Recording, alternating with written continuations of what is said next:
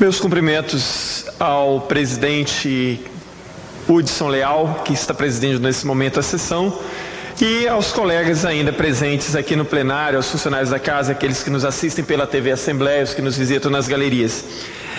Eu gostaria de aproveitar esse tempo hoje para fazer uma reflexão a respeito das mudanças que teoricamente estão sendo discutidas no Congresso Nacional, notadamente sobre a questão da chamada reforma política, que de reforma política não tem nada, é um remendo muito mal feito e casuístico, politiqueiro, com a intenção de salvar a pele, obviamente, daqueles que estão encalacrados com investigações, delações, inquéritos e tudo mais.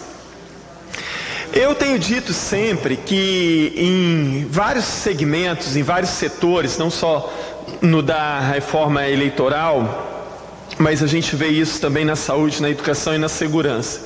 Parece que vivemos numa casa muito velha, cujo fundamento está ruindo, cujo telhado está cheio de goteiras, as paredes estão rachadas.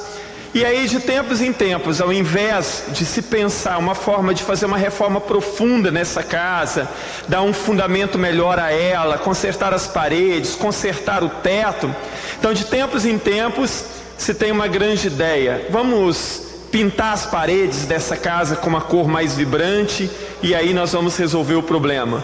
Ou pior, né? Vamos comprar uma TV de 70 polegadas de último modelo e vamos colocar nessa casa e parte dos problemas estão resolvidos. Mas o fundamento dessa casa continua ruindo, as paredes continuam rachadas, o teto continua com goteiras e assim de tempos em tempos alguém tem uma grande ideia para amenizar os problemas dessa casa que não são resolvidos nunca. E nessa questão da política, da reforma política, é mais ou menos assim. Não adianta fazer reforma política se os atores envolvidos não estão dispostos a novas condutas, a novos compromissos, a fazer uma autorreflexão, né, a fazer uma autocrítica. Você observa que os partidos se negam, todos eles, de fazer uma autocrítica. Não, nós estamos errando sim, os membros, os caciques dos partidos estão errando, nós fomos para o lado errado, agora a gente precisa acertar, vamos punir internamente aqueles que estão envolvidos com coisa errada. Nenhum partido político está disposto a isso.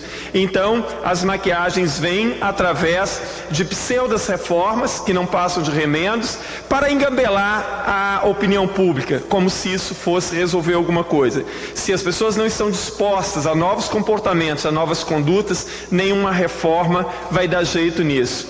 E o tempo inteiro, e na semana passada eu me lembro que o deputado Padre Honório também mencionou essa situação aqui, de como votar no novo e votar diferente, se são sempre as mesmas pessoas, os candidatos. Então assim, nós veremos no ano que vem.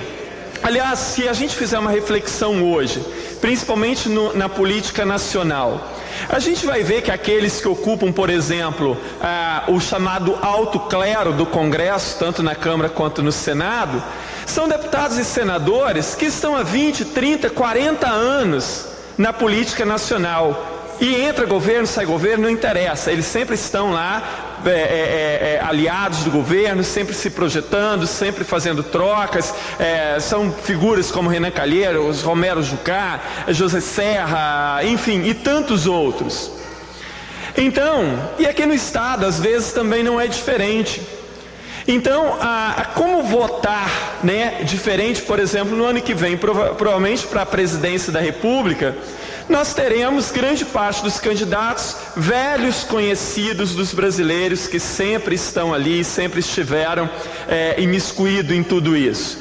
Também provavelmente nos estados e aqui no Espírito Santo nós teremos como candidatos a governo também pessoas que estão há décadas, né, na política, né, e talvez as pessoas tenham que optar pelo novo mesmo, na verdade.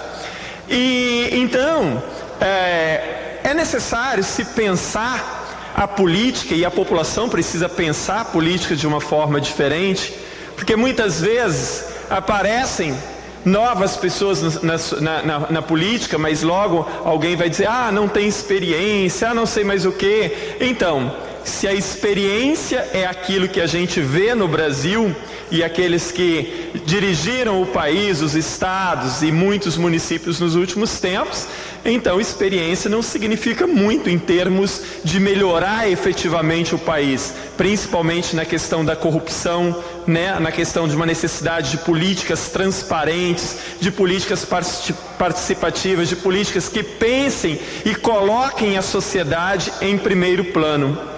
Por isso, é muito necessário, sim, que novas pessoas se animem a entrar na política, a se candidatar, seja deputado, seja senador, seja governador, e que as pessoas estejam dispostas a ver que existem novas possibilidades e que novos caminhos precisam ser trilhados, que novas pessoas precisam ocupar novos espaços. Isso é fundamental e a sociedade precisa participar de tudo isso.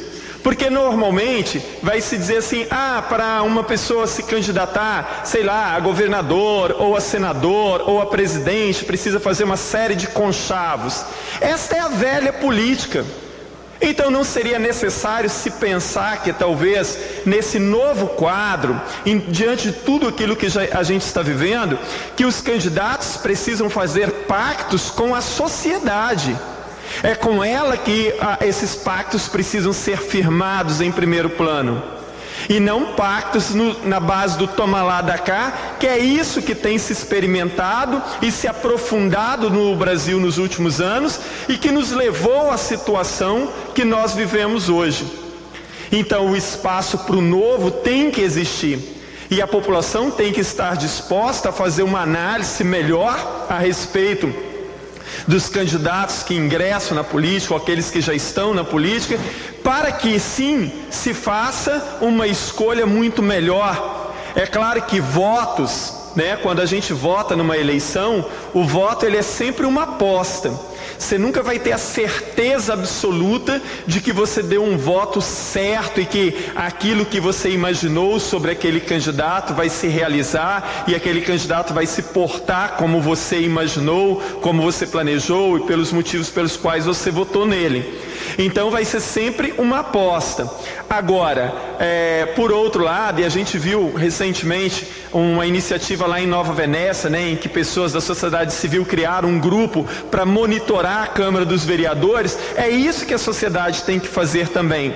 Entender que quando ela vota, é o princípio, né, de uma participação democrática e cidadã, que a partir do voto é necessário que as pessoas acompanhem melhor o que aqueles que foram eleitos irão fazer. Semelhante àquilo que ocorre quando você contrata alguém para trabalhar para você, porque na verdade o voto também é uma espécie de contrato, né? Você escolhe alguém para te representar, então você precisa também ter algum tipo de acompanhamento, de tal forma que a cada 4 anos você possa avaliar melhor se vale a pena votar novamente naquele que foi escolhido ou não.